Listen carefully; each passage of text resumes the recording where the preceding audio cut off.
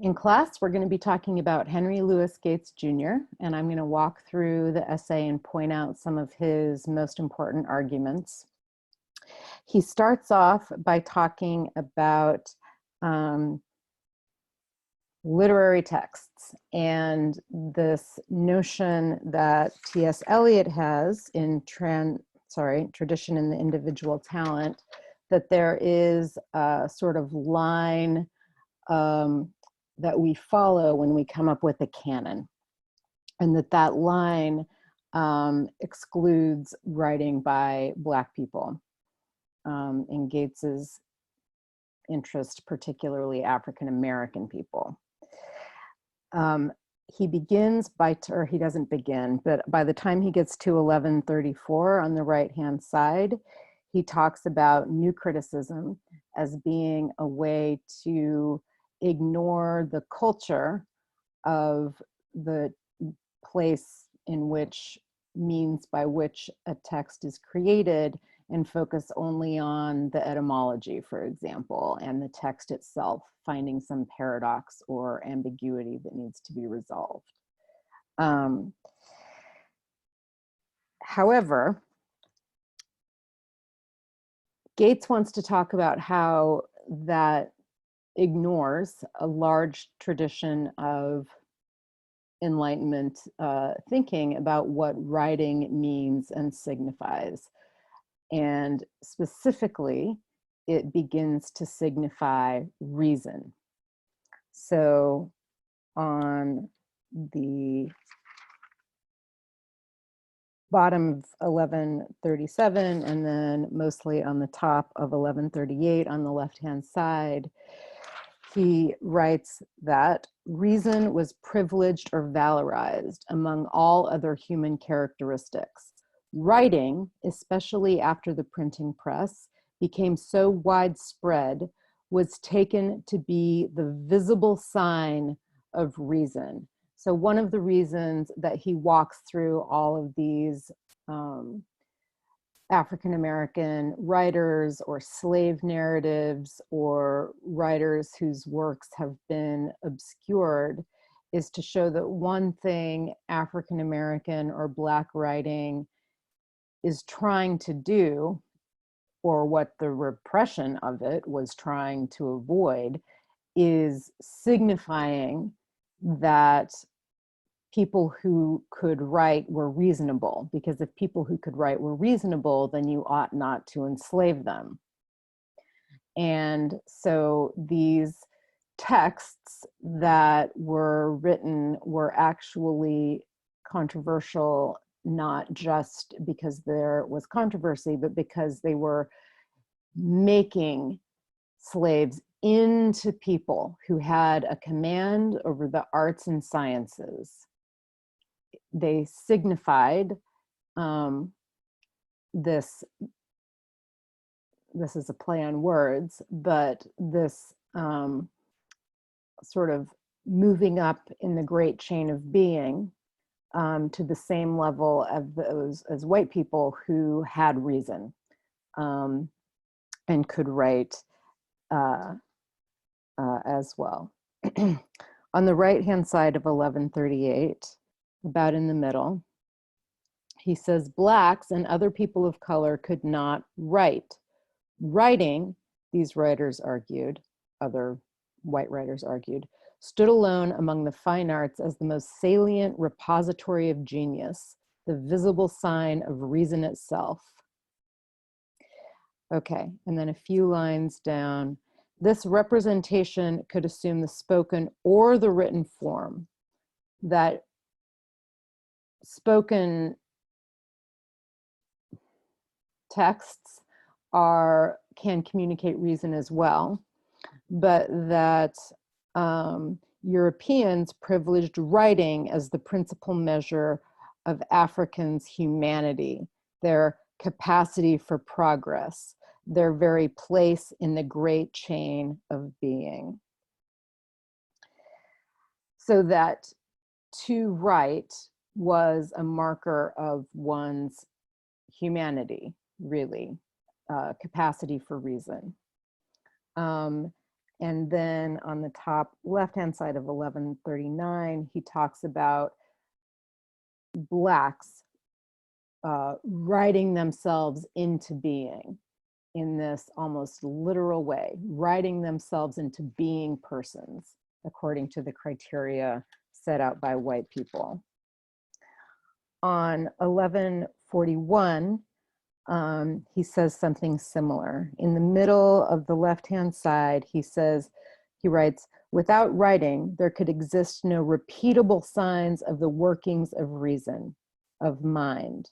Without memory or mind, there could exist no history. Without history, there could exist no humanity. Okay, so African Americans, slaves, Black people started writing. And on the right-hand side of 1141, he writes that at this point, the recording of an authentic Black voice, a voice of deliverance from, etc., was the millennial instrument of transformation through which the African would become the European, the slave become the ex-slave, the brute animal become the human being. So that's what writing is meant to do. But notice that the way he frames it or terms it is that the Black voice will become European.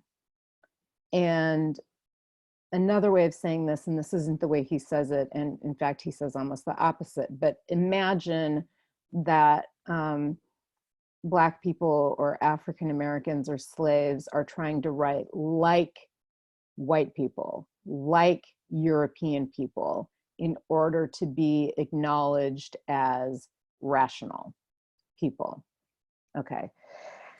What he's going to point out later and what he's pointing out now is that, or not pointing out now, but throughout, is that there is this much longer tradition of Black literature that is its own tradition that doesn't have to depend on being like white people's literature. That at this moment in time, that was the goal, to write like white people enough so that you might disrupt slavery, for example.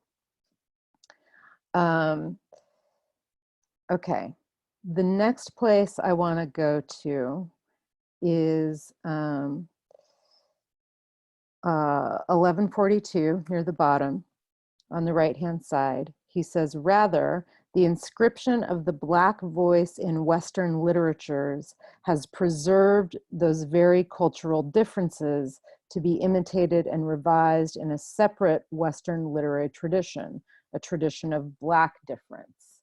So he then talks about how what these writers actually did was begin a new tradition of Black literature. Okay. Oops. On the last page, 1144, he brings this back to criticism and what this means for reading and writing and thinking about Black literature.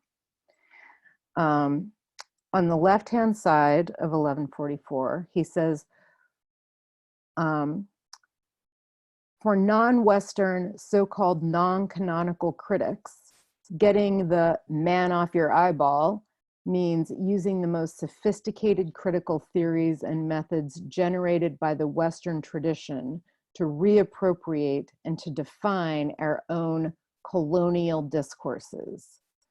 What he's saying is that he identifies Black people with the word we, which is another interesting thing we'll have to talk about, need to use critical theory to examine and analyze and read this tradition of Black writers, that we don't need to put critical theory over here and Black writing over here and call theory white. What we do need to do, though, is acknowledge that theory is ideologically contextualized, that there's always some ideological or otherwise motivated blindness or agenda in any theory. So for example, on the right-hand side of 1144, I don't know if I can read this whole thing, but it is the description of what he wants to do with theory. But we must also understand how certain forms of difference and the languages we employ to define those supposed differences not only reinforce each other, but tend to create and maintain each other. When we talk about differences between Black literature and white literature, for example, we're making sure that those differences stay real. Okay. What he wants to do, and this is about halfway down the page, is suggest that the concern of the third world critic, and by this we might understand that he means subaltern critics or post-colonialists, should properly be to understand the ideological subtext which any critical theory reflects and embodies, and what relation this subtext bears to the production of meaning.